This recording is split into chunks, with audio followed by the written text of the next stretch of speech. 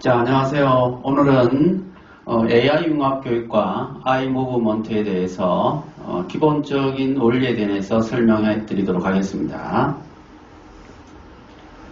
오늘 시작해야 될 내용들은 첫 번째 시선 추적의 원리, 또 시선 추적 연구의 실제, 앞으로의 활용 방안에 관해서 말씀드리도록 하겠습니다.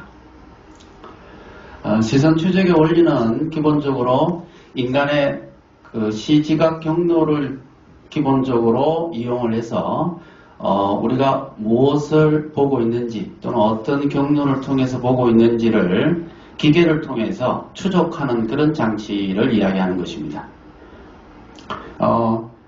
공간 부분에 대해서는 기본적으로 요 앞쪽에 있는 부분, 요 부분들은 다 뇌의 시각 피질에 해당되는 부분들입니다. 그래서 눈이라고 하는 감각기관을 통해서 들어온 정보들이 What Pathway하고 Where Pathway로 나누어져서 정보가 전달되어지고 있습니다. 그래서 이 부분들을 우리가 안구 운동을 통해서, 다른 말로 하면 시선 추적을 통해서 우리 브레인이 어떤 인지 작용을 하고 있는지를 추적할 수 있는 그런 방법입니다.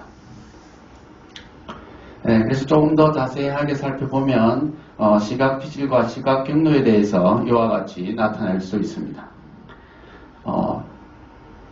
눈을 통해서 들어온 부분들이 외측 설상행이라고 하는 부분을 통해서 뇌의 한 부분입니다. 그래서 시각 피질을 통해서 후두엽 쪽이 주로 이제 시각 피질이 발달되어 있고요.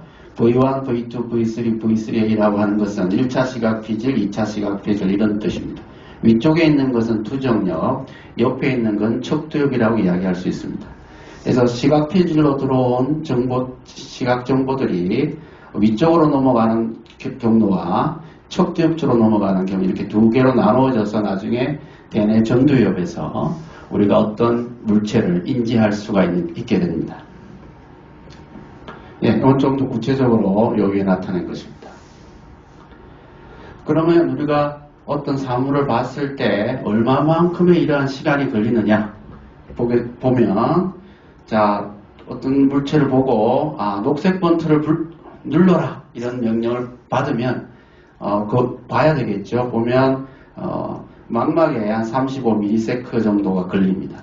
이것이 외측 슬상액으로 오는데 45ms, 그 다음 시각필로 오는데 55, 2차쯤 지나서 척두엽을 통해서 전두엽에서 명령을 내리면 운동령을 통해서 척수를 통해서 손가락 운동을, 그러니까 핑거 머슬이니까 손가락 근육을 통해서 눌러라 하면 실제로는 총 250ms가 걸린다는 거죠.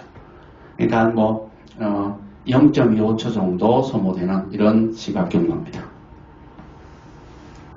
그렇다면 이와 같은 시선 추적 또는 안구 운동 추적이라고도 할 수 있습니다. 어떤 여러 가지 방법들이 있습니다.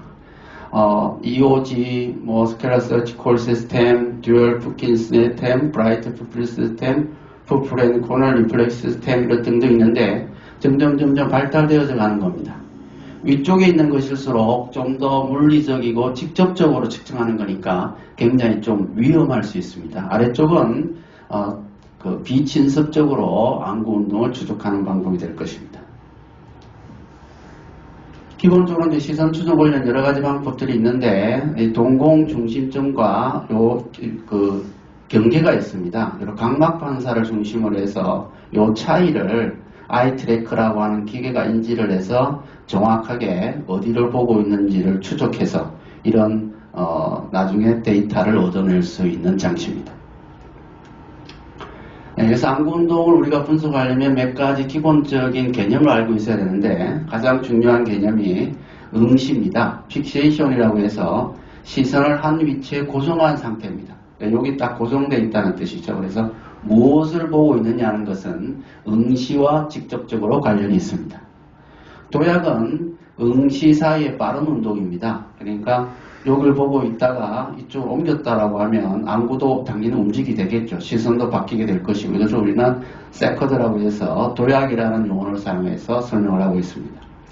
그 외에 이제 시선 경로라고 하면 게이지 패스다, 스캔 패스다 딱 여러 가지 말을 쓸 수 있는데 이 경우에는 여기서 요만큼 또는 왔다 갔다 할 수 있겠죠. 여러 가지로. 이런 것들은 전부 다 시선 경로다 또는 시선 추적이다, 뭐 안구 운동 경로다, 이런 다양한 표현을 쓸 수 있습니다.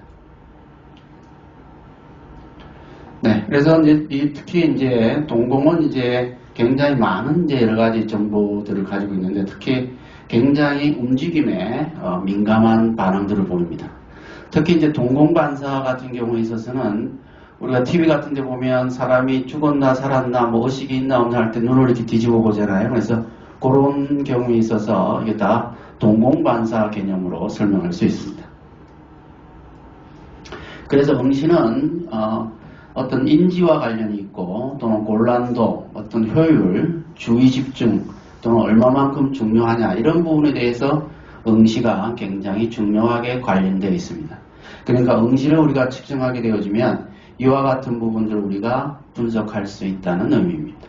마찬가지로 도약은 또는 탐색, 단서, 전환 이런 부분에 굉장히 중요한 인지적인 의미들이 있습니다. 그러니까 응시와 도약만 우리가 분석하더라도 우리 인지과학적으로 여러 가지 개념들을 분석할 수가 있는 것입니다. 동공 크기는 특히 외적인 요인이나 내적인 요인에 의해서 많이 변화가 있습니다. 그래서 외적인 요인은 빛, 피로, 나이, 약물, 반복해서 동공 크기가 변할 수 있고 내적인 인지, 흥분, 동기에 따라서 동공 크기가 달라집니다.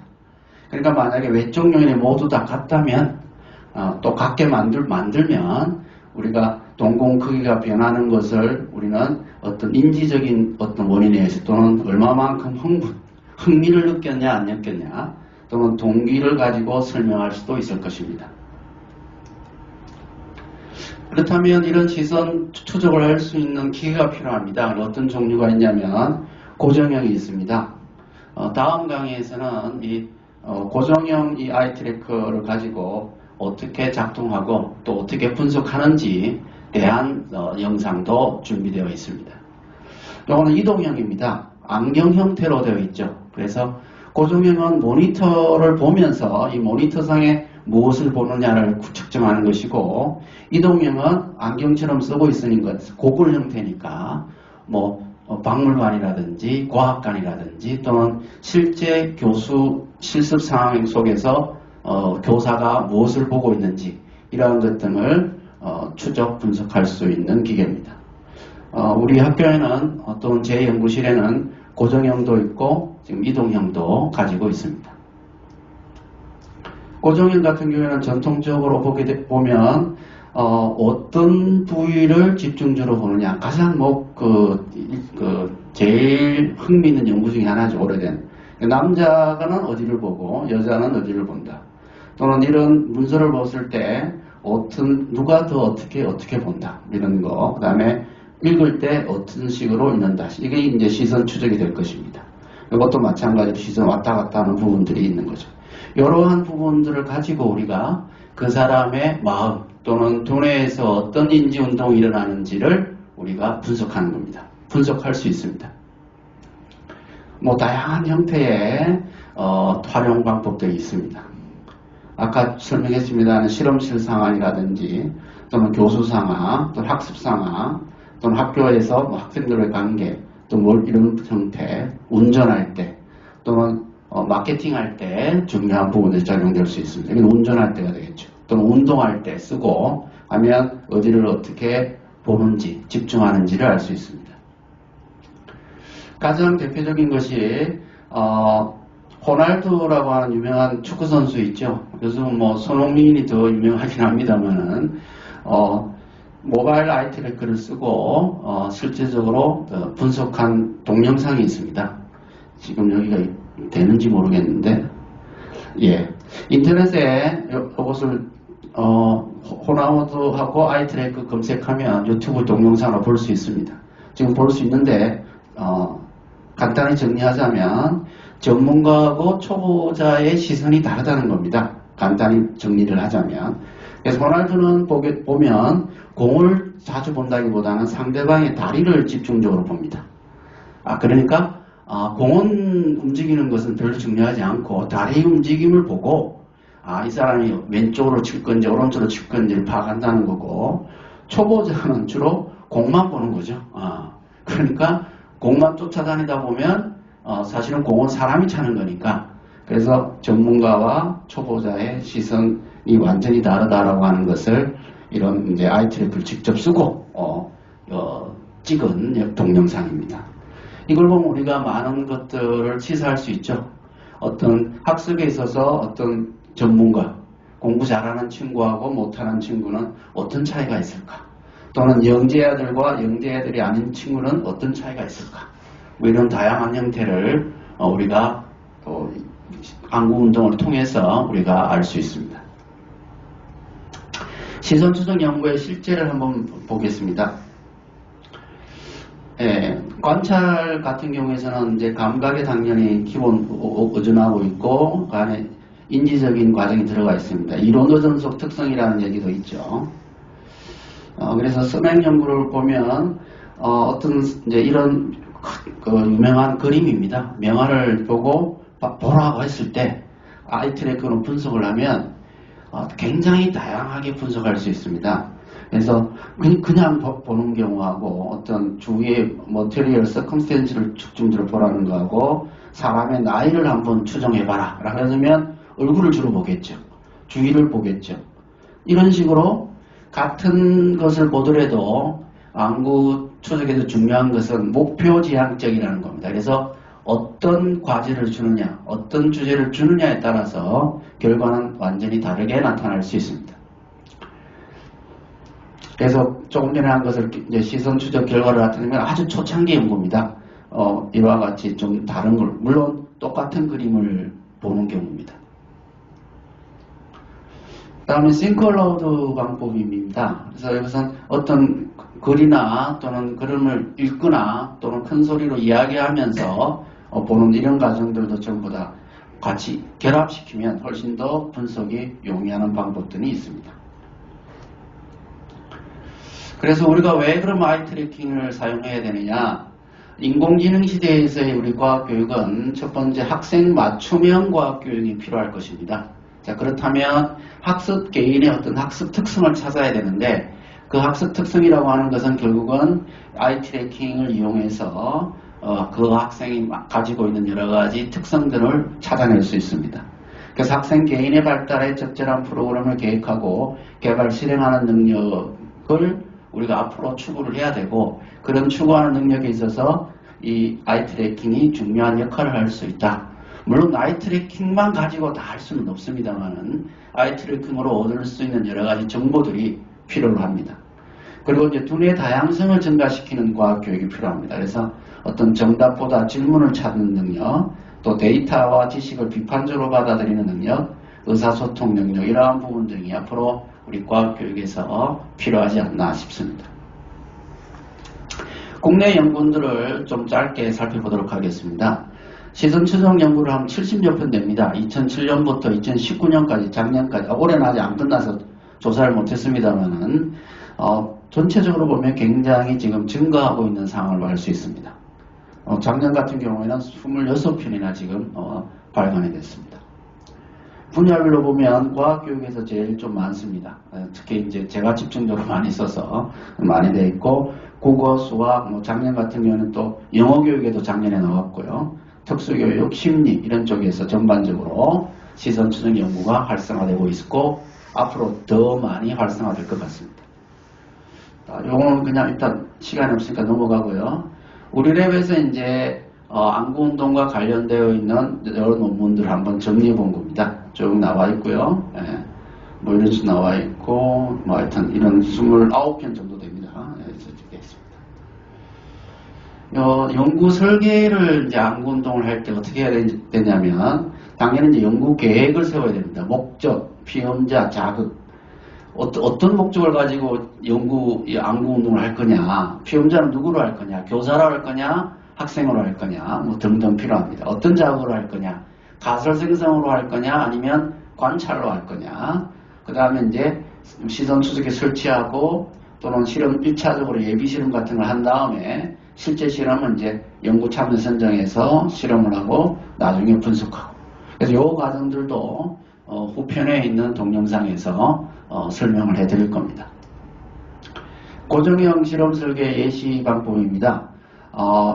지금 여기 나와 있는 것은 고정형이니까 모니터에 비춰주는 겁니다. 그래서 시간 간격으로 해서 이런 부분들을 해서 이게 이제 자극이 될 것이고 중간중간에는 중립화시키기 위해서 원상대로 세팅화시키기 위한 그런 장치입니다.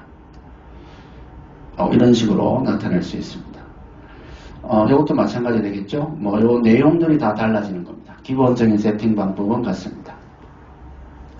네, 이거는 이제 글을 읽는 과정이죠. 어떤 글을 읽느냐에 따라서 나타낸 이제 실험 설계 방법입니다.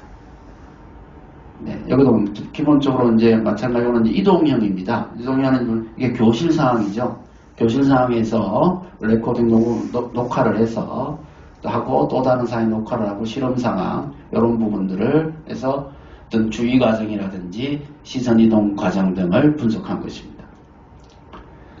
이제 실제 실험 장면은 고정형은 이와 같이 되어 있습니다. 여기서 이제 오퍼레이터가 있고 여기가 이제 학생입니다. 실제로 이제 참여자가 이런 그림들을 보고 모니터에 나타난 자극을 보고 그 과정에서 측정하는 이렇게 할 수 있습니다. 그러니까 고정형은 한 명밖에 할 수가 없겠죠. 그래서 한 명 해서 여러 명의 학생을 데리고 할 수 있습니다. 이동형 같은 경우는 이 경우는 이제 이동형으로 이제 쓰고 있는 건데 지금 머리에는 또 뭐가 있냐면 이지를 지금 같이 한 것입니다. 이지는 이번에는 따로 특별하게 언급하지는 않겠습니다만은 아이 트래킹은 아이 트래킹뿐만 아니라 이지라든지 또는 FMR라든지 다른 연구 방법과 결합하면 더 좋은 결과를 얻을 수도 있습니다. 네, 이거는 이제 아까 설명했던 모바일 형태입니다. 고글 형태죠. 그래서 안경처럼 되어 있어서 쓰고 여러 좀 자유롭게 이동하면서 내가 무엇을 보는지 아는지를 알 수 있는 장치입니다. 자, 여기서부터는 이제 분석 실제로 이제 하고 하는 것입니다. 그래서 오늘 그림만 보여드리고 실질적인 것은 이 다음 동영상에서 자세하게 보시면 될 것 같습니다. 그래서 관심 영역을 설정을 하고 또는 분석하는 방법입니다. 이런 데이터들이 나오면 이름들을 다 적어서 그래프화할 수 있습니다. 네, 오늘 시선 흐름 분석이 되겠죠. 그래서 동그라미가 큰 것은 픽세이션이 좀 오래됐다는 것이고 순서대로 왔다 갔다 여러 사람이 한 것을 지금 한꺼번에 나타낸 겁니다. 이런 식으로도 나타낼 수 있습니다. 지금 빨간색이 좀 진할수록 오랫동안 봤다는 뜻입니다. 네. 이것은 이제 포커스맵이라고 해서 오랫동안 본 것만 좀 하얗게 나타나는 겁니다. 그러니까 뭘 봤는지 금방 알 수 있죠. 네. 이런 건 전체적인 정보입니다. 이런 것들을 봤을 때 이 다양한 정보들이 아이 트래킹 데이터에 의해서 나타낼 수 있습니다. 이거는 기본적으로 마찬가지 개념들인데 나중에 분석을 할 때 좀 더 자세히 나누도록 하겠습니다. 이런 것도 나타낼 수 있고요. 네. 비닝 차트도 나타낼 수 있고 전체 응치 시간 과제별로 해서 이런 차이를 나타낼 수 있습니다. 여기 있는 기본적인 그림들은 다 논문에서 따온 것들입니다. 논문은 인터넷에 검색하면 다 알 수 있습니다. 도약운동도 이런 식으로 분석을 해서 골란도가 높은 관찰 과제, 부진 학생하고 일반 학생들이 어떤 차이가 있다 이런 것을 나타낸 것입니다. 또 동공 크기의 변화도 보면 부진아들은 별 변화가 없는데 우수한 애들은 동공 크기의 변화가 좀 많다. 그것은 그만큼 인지적인 활동이 활발하게 일어났다. 또는 이런 부분에 대해서 좀 더 흥미를 가지고 있다. 이렇게 이야기할 수 있습니다. 이거 별 관심이 없다 이런 뜻이죠. 네. 또 실제 과학 수업에서 초등학생의 주의 과정을 신원섭 박사가 박사학위 과정에서 논문으로 정리한 것입니다. 그래서 오늘 조금 설명이 필요하긴 한데 오늘은 이거 설명하는 자리는 아니기 때문에 이 과정이 되는 것은 논문을 보면 좀 더 자세히 알 수 있습니다. 앞으로의 활용 방안을 한번 생각해 보면 연구 방법의 과학입니다. 그 전에 우리가 이제 교육학이라고 하면 추측에 의해서 되게 하는 겁니다. 학생이 이런 교습 방법을 쓰면 또는 이런 학습 방법을 쓰면 공부를 잘 하더라, 잘 외우더라, 수학 문제 잘 풀더라, 이런 경험적인 데이터를 가지고 교수학습 방법을 만들었다면 이제는 좀 더 과학적인 데이터를 가지고 정말 그런가 안 그런가에 대해서 할 수 있는 어떤 기반을 마련할 수가 있습니다. 그 다음에 시선 추적 연구는 교육용으로 봤을 때는 접근성이 아주 용이합니다. 다른 뉴로사이언스적인 방법은 접근하기 쉽지 않습니다. 가격이 매우 비싸거나 뭐 MRI를 찍거나 하기 없기 때문에 또 객관적인 데이터를 얻을 수 있고 편리합니다. 그래서 안경을 쓴다거나 그냥 간단하게 별 조작이 없어도 할 수 있습니다. 또 매우 안전합니다. 위험성이 없습니다. 뭐 방사선을 쏘인다든가 약물을 투입한다든가 그런 것이 아니기 때문에 그렇습니다. 또 시간적 계산도는 리얼타임이기 때문에 굉장히 좋습니다. 그래서 이 시선 추정은 좀 옛날부터 우리 교육학이나 특히 심리학 쪽 분야에서 많이 이용되어 왔고 최근에는 점점 기술이 발달되어져서 많이 활용되고 있습니다. 네, 그래서 fMRI라든지 EEG는 뇌파입니다. 또는 MEG, 뇌자도 이런 부분들과 결합해서 하면 훨씬 더 좋은 연구 결과들을 나타낼 수 있습니다. 그래서 우리 랩에서는 이제 시선 추적하고 EEG를 같이 결합하는 이런 연구들도 합니다만은 뭐 오늘은 그냥 지나가도록 하겠습니다. 행동 및 이제 표정 분석에서 여러 가지 페이스 리더를 가지고 하는 방법들도 있습니다. 이 부분도 다음 동영상에서 좀 더 자세히 나타내도록 하겠습니다. 마찬가지입니다. 네. 그래서 이제 마무리하게 되어지면 우리가 이제 연구다라고 하는 것은 기본적으로 이분이 얘기한 이런 개념들을 우리가 좀 더 가져야 될 필요성이 있지 않나 이렇게 생각합니다. 네, 이것으로 일단 안구운동과 기본에 대해서 설명을 드렸습니다. 다음 동영상은 좀 더 실질적인 것으로 접근해서 시작하도록 하겠습니다.